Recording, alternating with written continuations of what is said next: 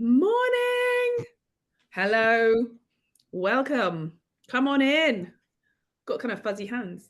Come on in. Come on in. Oh my goodness, James has got Oh, honestly, such a child. He's such a child. to I show do off. love it though. It's great. Say introduce I that. am It's loving the wonderful. fireworks. Hello, everyone. Good morning, good morning, good morning. Come on in. Make yourself at home. We are very excited to be bringing you Spring into Action in partnership with Lloyds Banking Academy.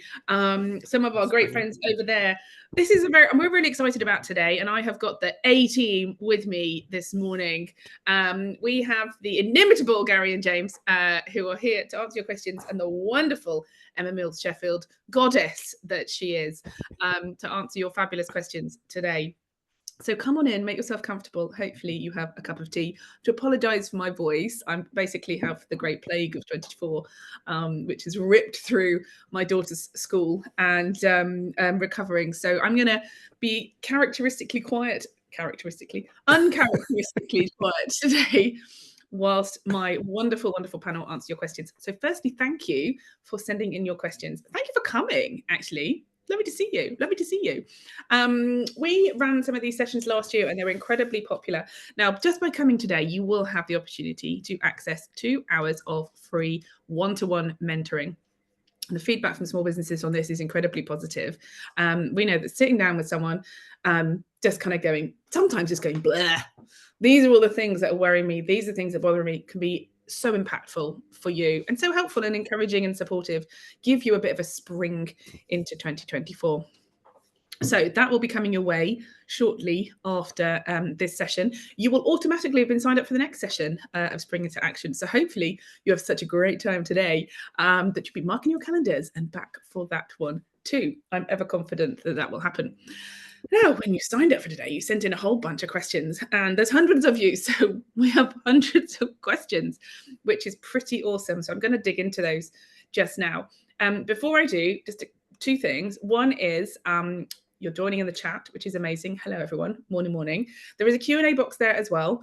We're going to try. Oh, hi, Gail from Lloyds. Hi, lovely to see you. There's a Q&A box there as well. Please do feel free to pop your questions in there. We have a huge amount of questions already that you've sent in. We're going to try and get through as many as we possibly can this morning.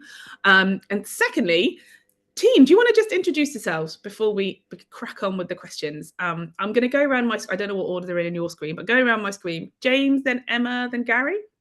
All right. Hello, I'm James from Future Mantis. Alongside Garry, we look after a lot of the marketing sort of questions. I'm excited to dig into a lot of these questions that everyone's got. They're a lot shared by a lot of people on here. So setting goals, especially, that's something that I'm really passionate about. How you try to set a goal that you can genuinely try and achieve and focus on. So yeah, awesome. Looking forward to getting cracking today. Morning. Hi, everyone. I'm Emma Mills-Sheffield, and I love working with Small Business Britain and small businesses in general, especially across Britain. So I work with lots of scaling companies and do lots of mentoring and support around the kind of the little knotty challenges that small businesses have. So often you are your own business, and so I understand what it's like to try and balance everything, your business, your family, your life, absolutely all of that together. So I'll be focusing on lots of the business focused productivity, goal setting type questions and answers today. Hello, good morning. I'm Garry from 33%, and I am the other half of James and Garry. It's weird. It's a funny act that we do. We probably hit. We love these panels, but also this may be my favorite subject because I love talking about productivity and how to make yourself more efficient, and most importantly, not be overwhelmed. And that's the thing. We started our business just so we could stop small businesses being overwhelmed by marketing. So because it's sometimes just so many options and choices. So I am massively looking forward to today. And we have, as Michelle said, got millions of questions to get through. So we should crack on, and I'll shut up now. Please don't shut up, but I'll have to talk. I've only got a limited voice today. Great. Okay, let's crack on. So we're going to start. There've been a lot of questions under the topic of springing into action, which of course is our theme for today. So I'm going to start. First question is, how do you best maximize opportunities for other income streams when we're in a recession? Footfall is non-existent and spending is down. Now, we've had a lot of questions around this topic, this sense that footfall is down on high streets, and actually it's not footfall, but I guess fingerful, clicking is down on websites. So where do you start to think about that in terms of maximizing other income streams? I'm going to come to Emma first, if that's okay. Of course it is. So I'll cover it in a sort of very general way. And I think obviously James and Garry are going to be fantastic on the marketing aspects of that. So it's probably a two-prong attack, this one. So it's really difficult when we always say you must niche. No, you must be generalist. No, you must, oh, which one should you do? Actually, let's do both. And I think with COVID, lots of people obviously pivoted with different cost of living issues. People have had to maybe change again or go, sort of leave certain sectors or channels. It's important to, and you'll hear me say it probably more than once today, I am a fan of pens and paper. So get a piece of paper out, literally start listing out every possible opportunity you could possibly have in terms of getting people in. So there might be areas you've forgotten about. So I'm a big fan of thinking creatively. Come up with the 5 things that you know kind of happen, and then I'm going to force you to double it again.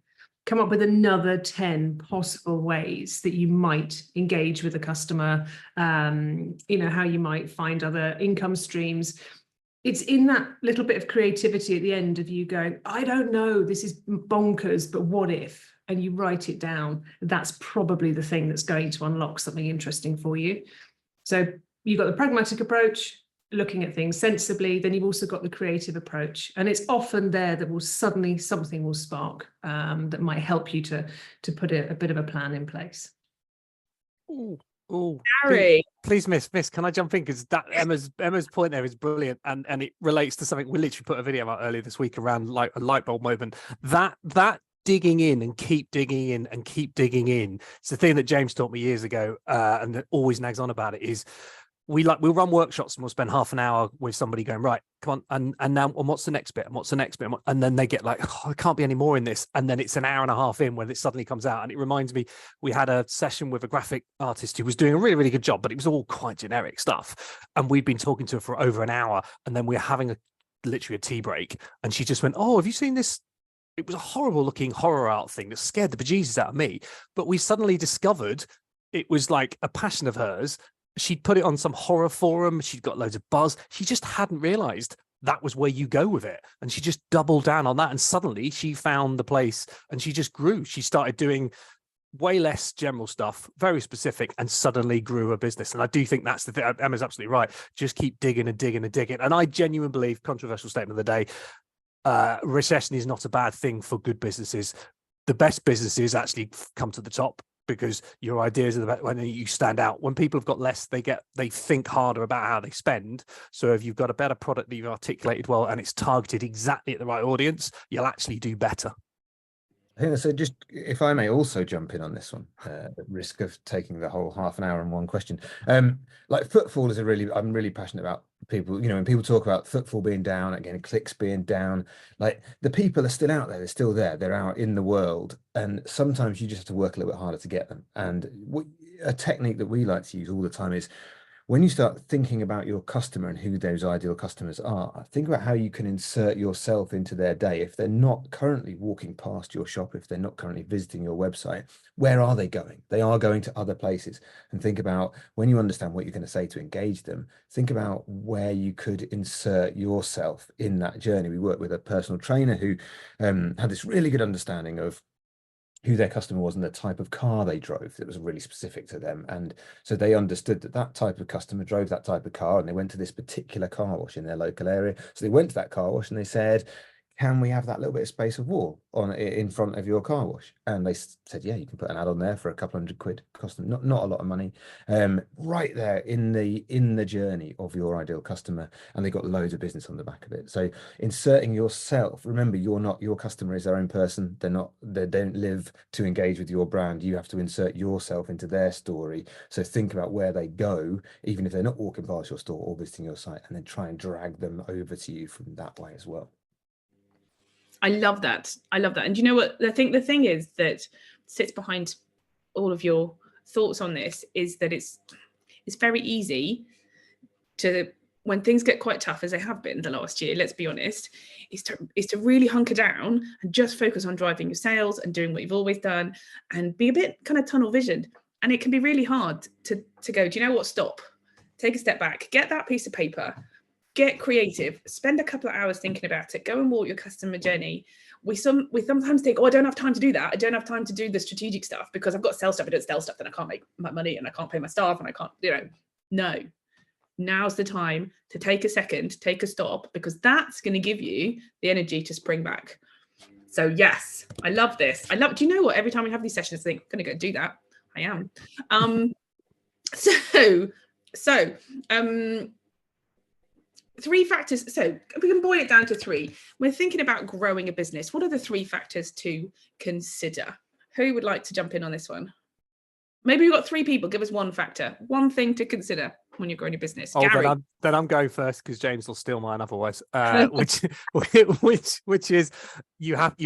Okay, I'll actually no, I won't. I'll give him the customer one. I will say you've got to be able to stand out. You've got to know what makes you different, and that's back to this whole thing about going again and again and again, going down this. We always use a formula, which is what do you actually do, but frame it in the customer's mindset. Who is your actual customer, and how do you deliver it, and not combining those things, because there is with the greatest. There's 133 people in the participants at the moment, and I imagine 132 of them have probably got businesses where they've got loads of competitors and they're not entirely unique. So you've got to somehow find your unique stance in it. That's how you grow a business, by being different. You cannot grow a business by just being the same as everybody else, because they're already there before you.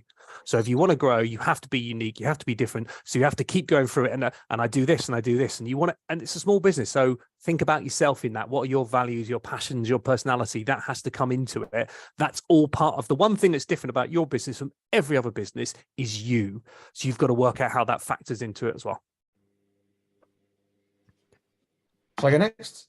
Yeah, because you can't steal Garry's now. You've got to come up with a new one. Steal Garry's now. I knew something actually. I was going to say think like your customer, but I'm not going to say that. The key thing here is about when we talk about growth, it's about understanding what success is to you, not what success is to 3 people on a webinar or below the business coaches that tell you should be getting 33% in growth year on year or whatever else. It's not about that. It's about what does growing mean? Does it mean more customers? Does it mean employing people? Does it mean multiple sites? And there's no right answer. It's your answer is the right answer. So set yourself that vision of what you want your life to be like and understand where you want to get your business to. And then as you start to see all these other opportunities, focus on asking yourself, is this moving me closer towards that goal? And then when you do get close to that goal, stop and for goodness sake, give yourself a pat on the blooming back, because that's what we don't do as small businesses. We all just go, what next? What next? I'm never doing enough. It's never enough. There's always other things I should be doing. And we never stop and say, well done. And the fact that we're all here running small businesses, that's a well done. That's an achievement in and of itself. So think about what success is to you, and don't let other people tell you what it should be. I love that. I think the tip I would give is about passion. So, and it would align to why you're doing what you're doing and what those goals are, but how passionate are you? Do you love it? Because if you don't, it's so difficult when the going gets tough to actually really dig in and stick with it. So, lots of people say, I want to make, I want to make lots of money. Okay, great. There's lots of money out there. Let's go shake the tree and get the money. But what does it mean for you? What does it mean for your family? Does it mean as a small business owner, you don't need to go and work 40 hours a week for someone else? Does it mean you've got financial security and, a better future for your children? Something that really gets you in the heart, that means you'll stick with it when you are doing 70 hours a week for yourself, because heads up, running a small business is not easier than having a job. So lots of people do both together. And I think you need to really hang on to that passion, why I do what I do. Because if it was just for money, we could just go and buy in widgets and stack them high, sell them cheap. But it's often not why we do it.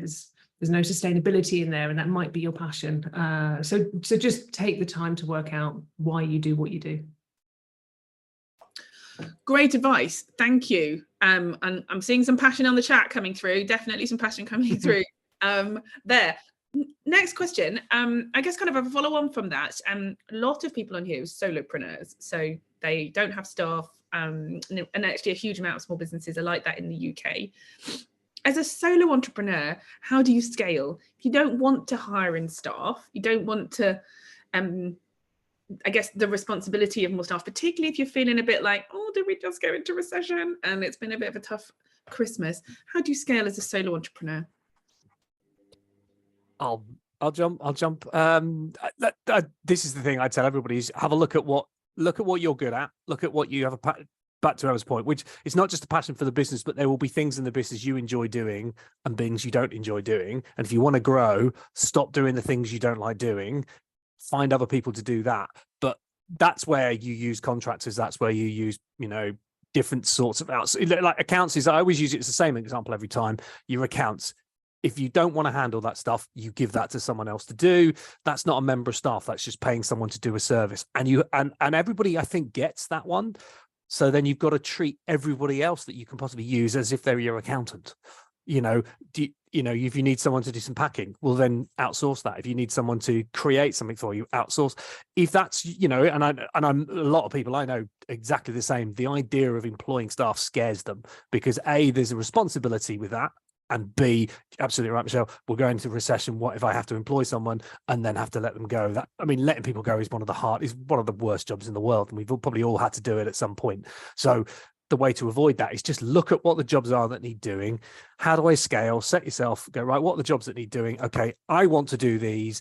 I'll let someone else do these and I'll find someone who can do that and just pay them to do it. But you don't have to employ people. Loads of successful businesses never employ people until the point where you're getting so big that you employ someone who's going to do all of that for you and you're just the figurehead. That's the nice scenario. Yeah, it's interesting actually. We were talking to a lot of small businesses the last few months and that are experienced and asking them like, what do they wish they knew at the beginning? And everyone says they wish that they hadn't spent so much time on stuff that they're just not very good at. And that might be accounting, or it might be automating emails or automating some of their marketing, or, outsourcing graphics or outsource. I remember Emma telling me she spent like half a day trying to change her website and then spoke to a web designer who's like, it's a 5-minute job. And you're like, lesson learned. Okay. Because your time as a solo entrepreneur, your time is such a massive resource. Your time and your skills are probably the biggest deciding factor in your business success. So don't spend those on filing accounts if that's not what you know about. Don't spend those on building a website if that's not what you know about. Get someone else to do it. These days, you can outsource or automate a lot of that stuff for pennies, and it's going to free you up to spend your time on the things that will add value to your business. Brilliant. Right. Lots of questions around networking and collaboration for businesses. And lots of people saying that they maybe feel like they should reach out and meet other businesses, and maybe networking might be beneficial, but they don't know where to start. They're a bit nervous about it. James, I see you nodding there. Where would you start? I'm sort of nodding awkwardly as someone who absolutely hates networking. Really uncomfortable. Like, I like talking to people, but I'm really like walking up to someone in a room, I find unbelievably hard. And I think, the best thing you can do is just flip and embrace the awkwardness of it all, and understand that actually everyone else is in the same boat and everyone else is looking for the same things. And we've got, like, even just on this, in this workshop together, we're talking about looking for people to outsource stuff to.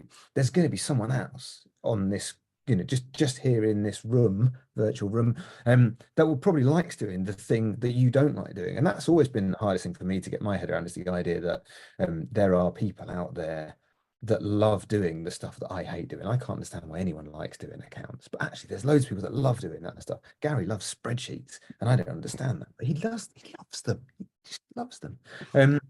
And so find those people that love the thing you don't love, and then talk to them and share, and and get help from those people, because actually just the first time you start to realize that in that network everyone's in the same position and everyone's feeling uncomfortable and awkward, and as long as you're not going out there going, buy this thing from me, and you're giving value and you're sharing, then people will be welcoming and they will want to talk to you as well. And that's the key part of that process, I think.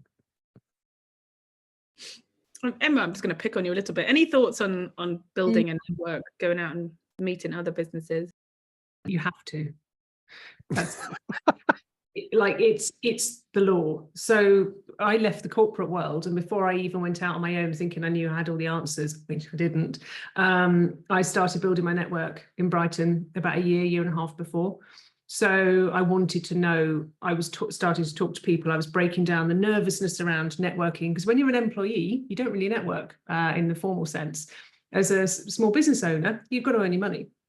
So you have to make connections, and you always need to give something. It's not like you have to go and take. You don't give out business cards and say, buy my stuff, and if you don't like it, well, move on. A lot of people quit networking too soon because they think, well, I didn't sell anything. I didn't meet my ideal customer. Sorry, but you don't know who's in that room, and you don't know who they know. And you have to know, like, and trust in relationships. So you make friends, right? That's the bonus. I've got so many friends who get what it's like to run a small business. And we can be there to celebrate, pat each other on the back, and also commiserate when things don't work. So it's not just about finding your ideal customer. It's about making friends, getting a support network, knowing who knows who, and also being super generous and kind with your referrals to other people, because it costs me nothing. If I like both of you and I like you and it's going to make sense, I'm absolutely going to introduce the two of you. If it works, it works. If it doesn't, it doesn't. But there's no ulterior motive. And I think it's kind of a karma thing. You have to put it out there. So I'm very passionate about it, as you may tell. But yeah, you've got to do it. There was a follow-up question actually on collaboration and sort of how you move from networking with businesses to collaborating with business. And it's interesting, there's a few questions on this. It feels a little bit like dating. Like, I don't know, I'm a bit nervous. I don't know I don't know, like, should I make the first move? And Emma, you started talking a little bit about that. I think when you start thinking about connecting businesses and working together with businesses, my approach is always, you go into a conversation thinking, I don't know where this is going to go, but I'm going in there with my whole self and being generous with my time and try and help people out as much as I possibly can. And we'll see where it goes. Any thoughts on that, Garry? You're nodding. I'm going to bring you in. Yeah, because it's exactly what you said. I think you have to go into every conversation with the attitude of, I'm going to work out what I can do for you. Like I've done, I won't say I enjoy networking, but I certainly am not as anti-networking as James is. And we made a stupid video of the two of us at a network event where I was talking to loads of people and he was just hiding in a corner. Okay. And that wasn't made up. That was genuine. But my thing is, you go into every conversation going, right, I'm going to think about what I can do to help you. Because then if you do that, you're not so worried about how you get them to help you, because it's much easier to go, right, how can I help you, than it is, how can I get you to help me? So that takes the pressure off you, because people are scared of it. That's fair enough. And I totally understand it. But if you just go in with the attitude of, right, I'm going to meet you, and my job, and we're all smart solution people, because you wouldn't have started your own business if you're not. You go in there going, right, how can I do something that's going to help you? And as soon as I do that, what that's going to do is they're going to immediately, because you know what it's like when someone helps you, you immediately think, oh God, I feel guilty. I've got to do something for them. So immediately you're in the ascendancy. So you go, right, okay, that's good. And also they're going to then tell, oh, I met this brilliant person. He really helped me do this. And that's how you spread. That's how you do it. And then it's normally on, when you make a suggestion, oh, I can help you if I introduce to this person, or I know this thing, or I can, this is how I would do it. You then start to make friends. And when you start to make friends, that's where collaborations come from. Yes, this is so true. There's a song in Bugsy Malone, give a little love and it all comes back to you. And it's true. It's so true. Oh, Bugsy Malone. I wasn't expecting that reference today. That's beautiful. Coming from the side somewhere. This is all very true. You give a little, you get a little. And it's, don't go out there thinking, what can I get by giving this? But go out there and genuinely want to help. That's a great thing I love about small businesses in the UK, that, pretty much all of them, people want to help. This is great. Moving on a little bit from that collaboration, but it's sort of a similar topic, is about finding new clients, not necessarily collaborators, but finding clients. Someone says, I know what sort of clients I want to work for, but I'm hopeless at approaching them. Any advice appreciated? It all feels a little dating today, doesn't it? But approaching new clients. Well, I think, the one of the things that I was going to say about, like, when you start to identify your ideal client, is it's a bit like when you think about buying a car. You start to think about, I'm going to buy a car, and you pick a model, and suddenly you see that car everywhere. And that's true with ideal customers as well. When you start to really nail who your ideal customer is, you naturally see more of them, you understand their lives, and you can go to places where they are. Now, how do you approach them? It's the same, to be honest, just to echo exactly what Garry said, it's the same way as when you want to, as when you're talking to someone in a networking event. If you understand your customer's pain, you understand the problems that they've got, and I don't just mean the problem that you can solve for them, I mean the problems of their whole life and all the other things that go on as them as a whole person, then you start to understand the type of language you can use that's going to engage them. It's going to get them to say, because that's what you want, whether it's in an approach in person or whether it's via social media, marketing, website, whatever it is, whatever that first message you put out to them, you want them to go, yeah, that's it. They get it. They get my problem. They're not selling me a website. I can build you a website. I can build you a website. They're saying, I understand that your restaurant's half empty most evenings, and we might have a solution that can help you with that. So the best way to approach, we always find, is to focus on, it sounds a bit negative, but focus on the problem, focus on the pain that the customer's got before you start trying to sell them on a solution. That's what we would use. Mike, oh, sorry, I was going to say the client side is slightly different, and I always find that the real challenge for small businesses. Sorry, Mish, you go ahead. I just cut across because I got overexcited. No, jump in. My computer said my microphone had gone off, but it clearly hasn't, which is great. You go ahead.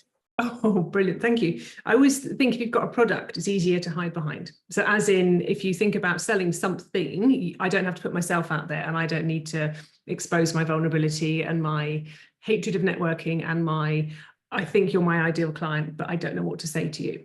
So it is just like, it's like the school disco, and it's painful. Which is why I was like, it's difficult, because certainly not impossible, but you have to build trust and you have to build a relationship. So if you've identified the ideal client, how can you drop them an email? How can you give them a compelling, quick intro to say, I'd love to have a coffee? Can you get somebody else to introduce you as well? That's the other thing. It's called that sort of, the triangulation of, oh, you should speak to James. Oh, hang on a minute. I saw James on something else. Oh, hang on. He's got a presence on social media and he was on a Small Business Britain webinar. Oh, okay. I think I get James. And so suddenly it starts to create that picture of you. And that is the know, like, and trust part. It takes a long time to build that. And I think if you've got long-term engagements, you've got really deep client work, maybe in consultancy or something like that, you can't just walk in. And I can't walk into any business and say, hey, is your leadership team a little bit wonky, and your culture's a bit short and things aren't working, and hey, buy me, because no one's going to say yes. So you have to have these intro conversations around, what are the challenges in your business? And they'll start to say, well, it's difficult scaling because blah, blah, blah, blah. It's like, okay, cool, let's have a chat. So you have to explore, you have to go in beginner's mindset. You have to ask the questions. You don't know the answers. You just have to listen and just prod and start to get a bit of you across. I think that's the sort of ultimate. Mark's got a little follow-up question to this, is how do we get that first engagement, particularly in a larger company? We don't even know who the right person is. And I think very much take your point. Don't go in there and tell them, you got a terrible leadership team, I can help you with that. People don't love that. How do you, I completely understand this question, because you maybe think, yeah, this big organization, this is who I've identified. I've got another big organization who I've got a great relationship with. This big organization would be an ideal client.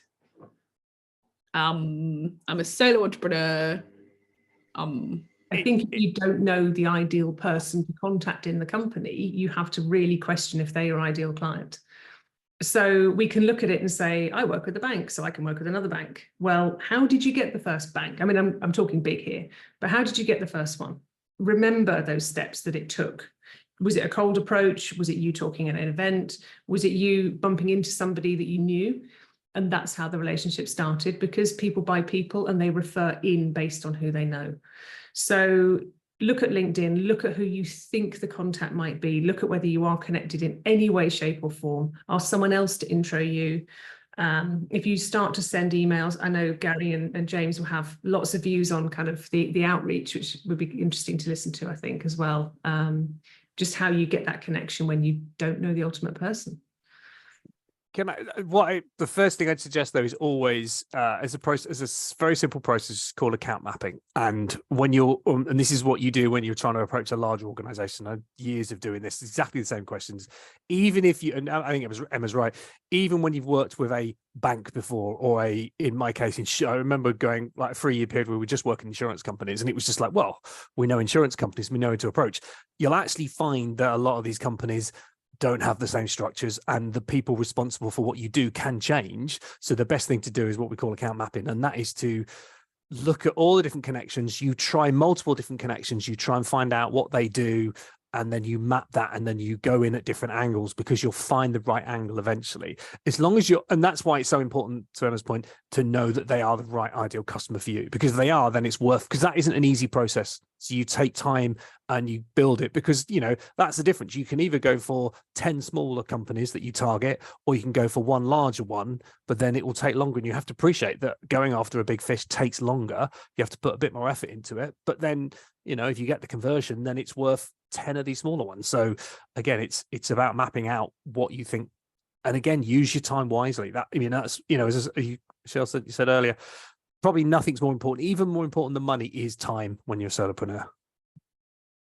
Yes, absolutely. And I want to come and talk a bit about mindset. There's a lot of questions around mindset, which is, I know, very much in Emma's wheelhouse, particularly.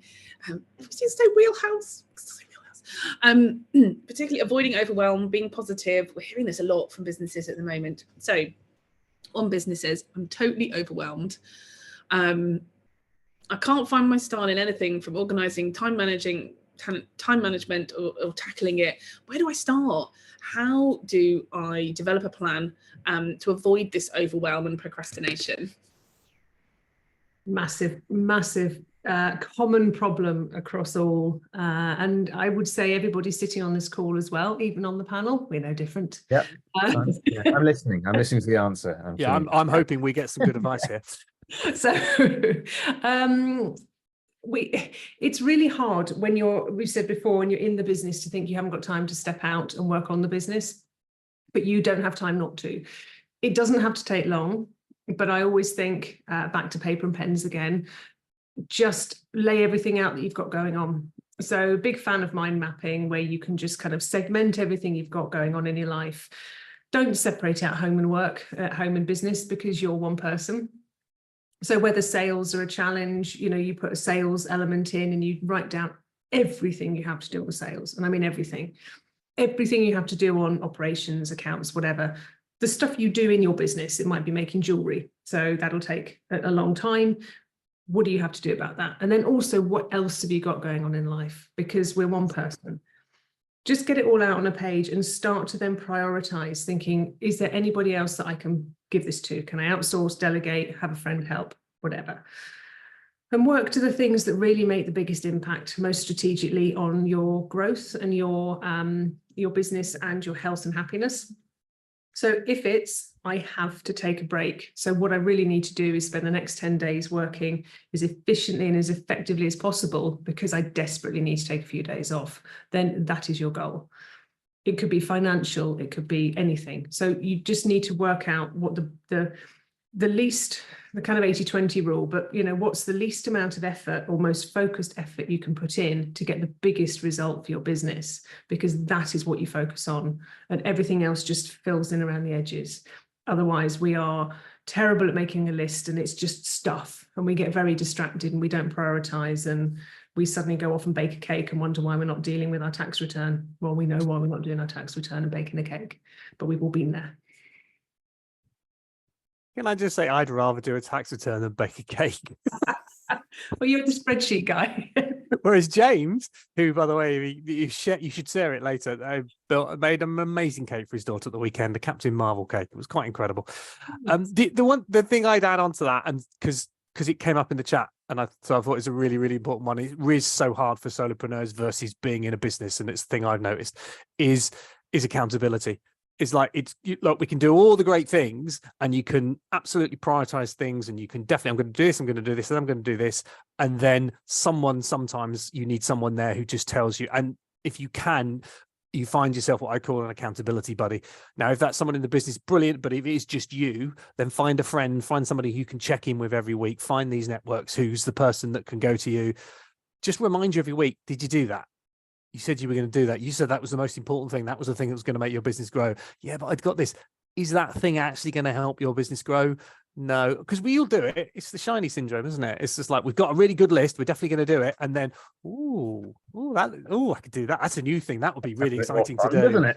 Yeah, that is, I mean, literally that I've just described, James, by the way. And sometimes somebody needs to go, this is the thing we said we'd do. Let's do this. So find your accountability buddy. And if I can add another thing, just because I spotted it in the chat, there's a phrase Garry uses all the time, which I actually genuinely thought he had made up, but I just saw Jules post in the chat. So did I. Said, eat the frog, which I swear to you, I thought that was made up, which is this idea of doing the hardest job first, getting that out of the way, which is something that, like, I try to do more on because of my accountability buddy in the other window over there, who encourages you to try and get those difficult things done first, because that's what causes the procrastination. You keep putting that back, and then you just ultimately never get that done. And everything else you do is more productive on the back of getting something like that out of the way. You do always feel good about doing that job you keep putting off. It does give you a buzz. Well, thinking about it, and I think probably a good follow-up from this, somebody says they've just lost enthusiasm. Like, they've just lost enthusiasm for their business. And you know, I think this has been a big trend actually over the last 6 months. You know, people have got a bit knackered. You know, it's been a lot over a long period of time. Lost enthusiasm. And I realize that we're talking to some of the most enthusiastic people in the world of small business on this call here. How do we get it back? Garry, as a man, I know you think I'm the most enthusiastic man in the world, but as James can attest to, I have very grumpy days where Monday was one of them. I'll be honest with you. Monday was a day. It was just like, it'd been a long. I'd had a good weekend, but I was tired. I had some things didn't go right in the morning and everything else, and I was grumpy. And you know what? You have to now and again, you have to stop and remember. It's back to a point Emma made right at the start, which is you have to have a passion for what you're doing, because when you feel down, when you lack enthusiasm, you have to remember why you're doing it. And it sounds trite when I'm saying it, but knowing we were doing this today, this is an hour of our time where we're doing nothing but just having fun. Like, quite frankly, this is fun to us, and you have to remind yourself that's why we do what we do. And yeah, we do some naff stuff on Monday, but that means we've got an hour that we're allowed to do this. And I think that's the thing. Remember why you did it in the first place, because if you don't genuinely, if you're a small business and you don't enjoy what you're doing, you don't have a passion for it, you won't survive, because there are times when it will be rubbish. I was going to use a rude word, I won't, but it will be rubbish. You'll have horrible days, and if you don't enjoy it, then don't do it, quite frankly, because it will eat you up. Completely with you on that, Garry. I think you've hit the nail on the head. I think for we've all been there, actually, losing our enthusiasm and losing our mojo, and all the things you said, you know, getting an accountability buddy, getting someone to get you back up again, try and remember why you started. There are things, you know, that certainly I've done to inject a bit of enthusiasm back. Sometimes it's actually stepping away from the business. I find step away from the business, do something for someone else, takes me away from my extreme self-obsession with all my problems. Go and do something for someone else. Go and help someone. Go and, I don't know, help a charity, or go and talk to someone, or go and mentor someone. Go and do something that is outside of you. It's nothing to do with you and your business. It's going to help. That's going to kind of reposition your brain a little bit. I find it always helps. Exercise always helps. I know that sometimes sounds a bit, go for a walk. Go for a walk works for you, great. Go for a run. Go for a swim. Go and jump in a lake. Go and, just go outside. Again, some of it is just a bit of a reset to your brain, a bit of a reset to your body, which also resets your brain as well. None of these are guaranteed to work. And one of the things that you will find is that everyone has some advice on this stuff, and not everything works for everyone. But try a few things. Try like 5 different things. If you're still really effing grumpy, maybe it's time to stop. Maybe you just need a holiday. That's something else to bear in mind as well. But always remember, you're not on your own. You're not on your own. Don't try and fix this stuff on your own. You know, I think particularly as solo entrepreneurs, you can feel this sense of responsibility, or like, I have to find the answer, I've got to fix it. Or the classic one, no one else has had this problem before. I am the first to have this problem. No, my friend, you are not. We are all been there. We have all been there. So reach out, get some help, go for a run, go for a swim, go stand on your head, do whatever you need. Go and watch like 16 hours of Netflix. You do you, eat that chocolate. It's fine. It's all good. It's all good. We know some great small business chocolate companies if you need help with that one. If one, Bala, who runs Chocolate Centre, sent me this Cinder Toffee chocolate, and it's like crack. That stuff is go and buy it. That's going to get you out of your slump. I promise you, 100%. 100%. Chocolate is amazing, I have to say. It is excellent. Crack. I love it. A nice buddy. I've got an accountability buddy, and we've been speaking every Friday morning for about 3 years. But I've got an ice cream friend. Sometimes it ends up in a cocktail afterwards as well. But we'll meet at say 4 o'clock, so it's a respectable time to go out for ice cream, and we will both put the world to rights about our own businesses. I listen to a lot of business owners and I take it all in. I have to also get it out because I want to grow my business. And actually, it might be about confidentially just sharing a challenge and saying, well, how do you approach it? And she's the most kind, pragmatic person I know. And we'll always just share that time equally. And then we'll just chat about, you know, stuff and nonsense over a drink. But you have to have that with people to be able to just share what you're going through and get some perspective, because you're right, we go into our own heads and we think we're special and we think we're the only person. You're not special, babes. No, you are special. Following on from that, we've got some questions around staff, we've got some around finance, and I'm aware that we're cracking on with the time. And I think particularly with staff, how you motivate staff, and if staff are really feeling maybe things have been a bit tough, or there's been a downturn, or it's just winter and they're just feeling a bit demotivated. How do you get we've talked about getting the spring back in your step, but what about your team step? For like, I'll go back into absolute basics, and it comes back to how you hire them in the first place. You have to hire people that align to your values and your mission, because if you do that, motivating them is much easier, because it's the same way you motivate yourself. You go back to the product, you go back to the service, you go back to why you're doing it together. And when you're having a bad time, honesty is probably the most important thing. Acknowledge that you have bad times, acknowledge when they're having a bad time, be prepared. You know, it's brave, because sometimes it's not easy to go and ask someone going, you seem a bit down, are you all right? But that's literally the single most important thing you can do. You do any mental health training that I've ever done, the first thing they say to you is just talk to people. Like, the first thing is just be prepared to talk to people. Being quiet never helped anybody. Like, it's just, you know, it just doesn't. So be prepared, just talk to people, and then remind them why you're all there, and then just be a sounding board.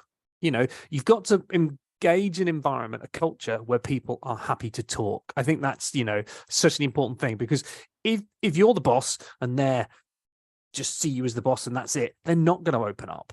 Like, there is a fine line, but you can happily be the boss, but also be someone people can talk to and feel confident that if they say it's really rubbish today and I don't like this and I'm not sure I like what we're doing here, and if they're too scared to raise that, then you'll never solve that problem. So you have to engage, and you have to cultivate a culture where people are prepared to talk, and then be prepared to listen to them.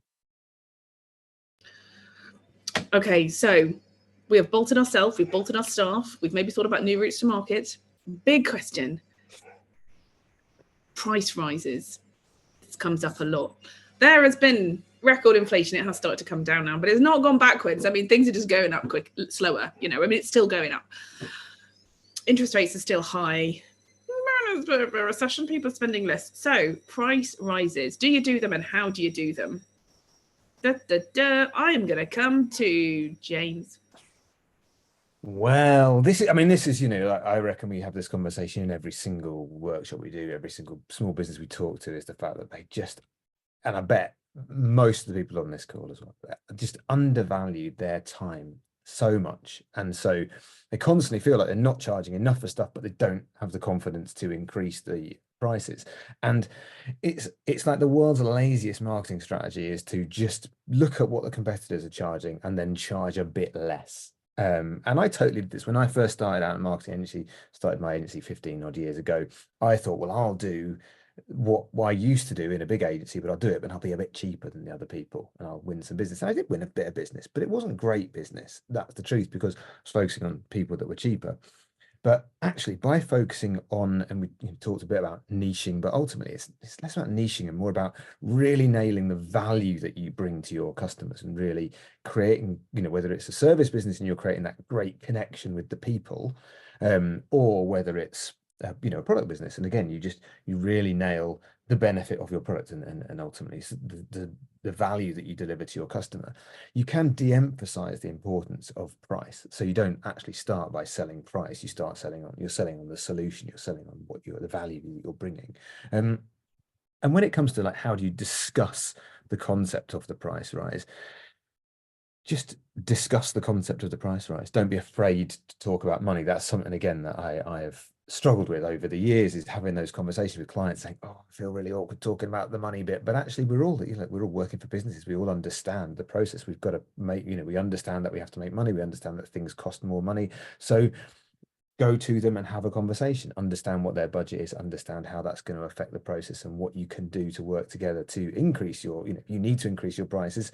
You may need to reduce if they can't increase their budget, maybe you need to reduce your service level in order to be able to meet with their new budget. But just don't be afraid to have that conversation, because it never is as horrible a conversation as you might think it is. And most people are, they love working with you. You're great. You've got a great business. You're delivering a great service or a great product. Most customers will say, okay, fair enough. Like, we get it. We all get it. It's like, it's there out there in the world, isn't it? For everyone to see that things are getting more expensive. So it's not a difficult conversation to have usually. Can I very quickly do the boring bit, a practical, sensible thing, which is what I do. But the reality is, if you put your prices up by 10% in a practical way, as long as you don't lose 10% of your customers, you're better off. That's really boring and practical, but that is a reality. Is what I always tell people that's how I've always run my business. When you got account teams telling you, oh, we can't put our prices up, customers won't be happy. If you're doing a good job, people don't walk away for a small price increase. They walk away because your job's not good enough, and they go, I was putting up with you because you were quite cheap. They were going to go anyway, weren't they? Yeah, they were eventually going to leave anyway. The reality is, and I always use that, it's always the 10% rule I always use. It doesn't mean everybody put your prices up by 10%. You should probably put them up by more. But if you went in and put all of your prices up by 10%, most of your clients, even the ones that moan about it, aren't going to leave you if you're doing a good job. And the 5% that do means you're better off overall, and you'll end up doing less work for more money. That's always a good thing. And I think the same applies with B2C. And if you're retail, if you're hospitality, the chances are, if people like you, if they're repeat customers, they will continue to be repeat customers. And actually, sometimes when you're talking to a business and they are thinking about growing their customer base, the answer is to put your price up. People do often conflate price with value. They will think that if you are more expensive, that you are delivering a better product. It's not always the case, but that tends to be a bit of a mindset. So don't feel like that you are always just annoying people by putting your price up. Actually, maybe you do lose a couple of customers, but you might gain a bunch more as well as that extra margin. It's worth kind of asking around a little bit as well, doing a little market research, seeing what your competitors are doing, see what comparables there are in the market. I think you would be hard pressed to find any business in any sector that hasn't put their prices up in the last 2 years. It's just a fact of life. We've all seen costs go up across the board in everything. So I think, to James's point, people do expect it. I think it's sort of baked in there. So don't worry about it. And there's quite a lot of questions around this kind of cost rises and profit, like managing your profitability.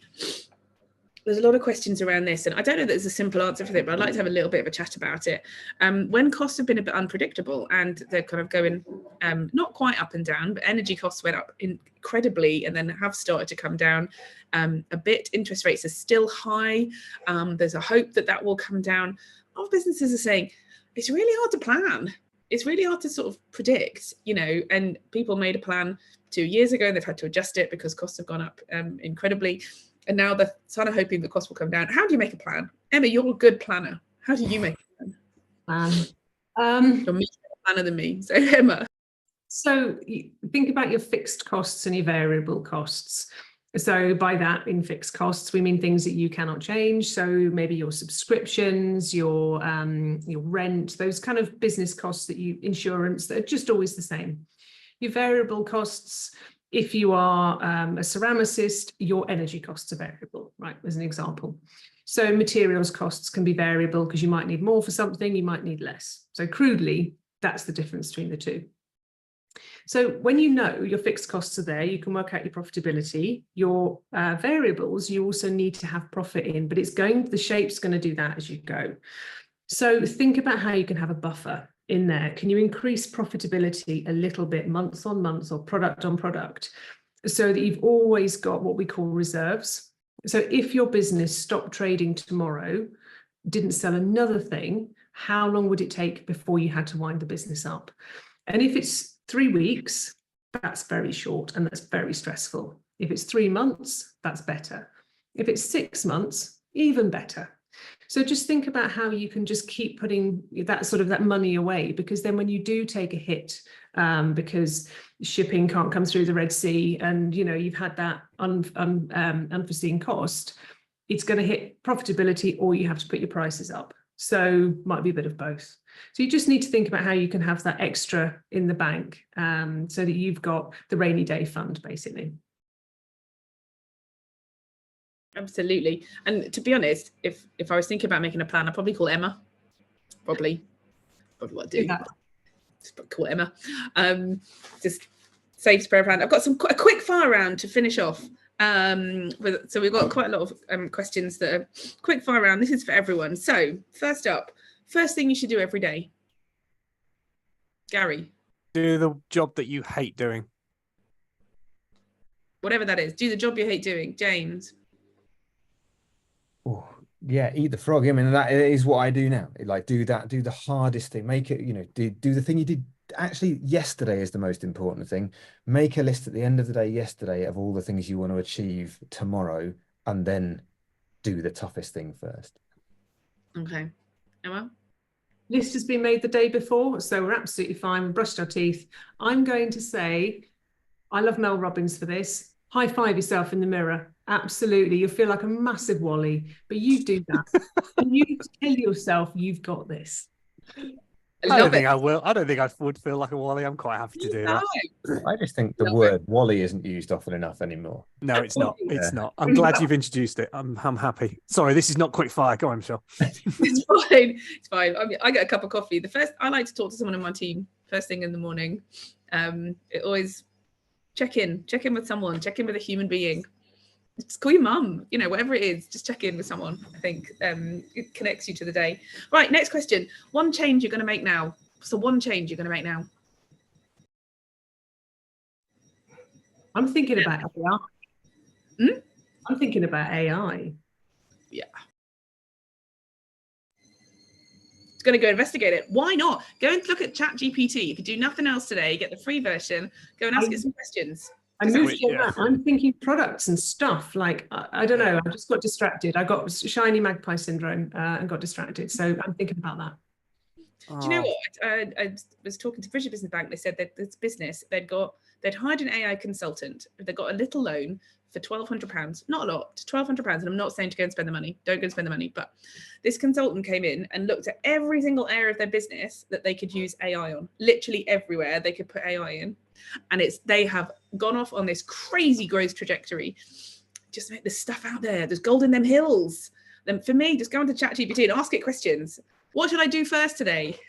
Tell me and give me a new idea. Where should I sell some stuff? Don't necessarily do everything it tells you, because sometimes it's crazy. But it's like having like a personal assistant. Go and ask it some stuff. You never know where it'll go. Garry, first thing, so one change to make today. I think I'm going to talk to somebody every single morning, because I never used to do that at all. I like that idea. I like the idea of just first thing I do when I sit down is just. That's I don't think we did. Well, not every morning. Didn't chat this morning, did we? Before this call, you got to talk to someone else. Yeah, someone that's exactly. James, what's the one change you're going to make? I think I'm going to continue to try harder the networking thing. Like that's probably my biggest weakness. I'm not good at that process, but but that know, like, and trust triangle, yeah, it's so true.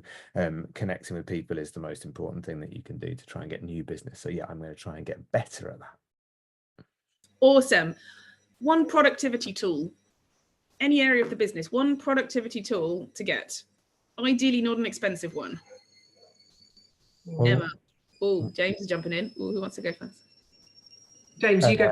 Go on, I'll go on. I use one. We use one, something called ClickUp. This is a productivity tool. It's got a free tier, very generous free tier. It's a really good project management system. It's there's quite a lot going for it. There's quite a lot of detail in it, but it's the only way that keeping lists and keeping everything organized. Especially if you're working on with lots of different, if you've got multiple clients and multiple streams of things all happening at the same time, then keeping that stuff together is, without something like that, I just have absolutely no chance. I really do recommend that.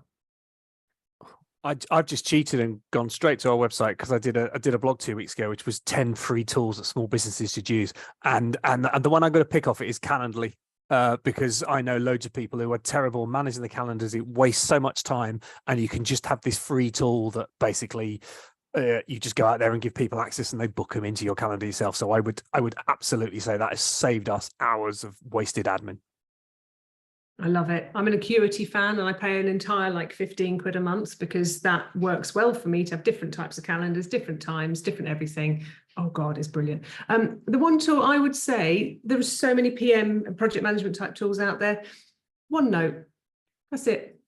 If you do something 2 or 3 times, take a hint, it's a repeatable task. And if you keep looking for the same stuff constantly, thinking, I'm sure it's in an email somewhere, I must cut and paste it out. When you're sending it, cut and paste it out already and put it in OneNote, give it a title. So you've got all your bios, all your quotes, all your stuff, all your contact details. So literally 3 clicks away and you've got all the bump you need without having to drag through emails and Word documents and bits to everywhere. Love it. Love it. Right, we've got a bit of a shopping list there. Love it. A free one.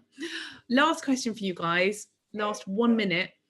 You excited about 2024? Feeling optimistic? Always.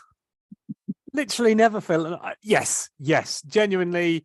I was moaning about being down on Monday, but generally, apart from that, it's been a good start to the year because I genuinely believe good businesses who have a great focus are going to actually do well over the next 12 months because people are going to look for better businesses. They're going to be more, when you haven't got much money, you are a bit more discerning about how you spend it, which means you go looking. And that's why your point around increased prices is absolutely right. Sometimes people go looking for quality in this sort of a marketplace. Rather than buying 3 different things, I'm going to buy one thing, which is going to cost less than those 3 things. I'll spend a bit more on it because I want value. And that's where your business needs to look like the best value. James?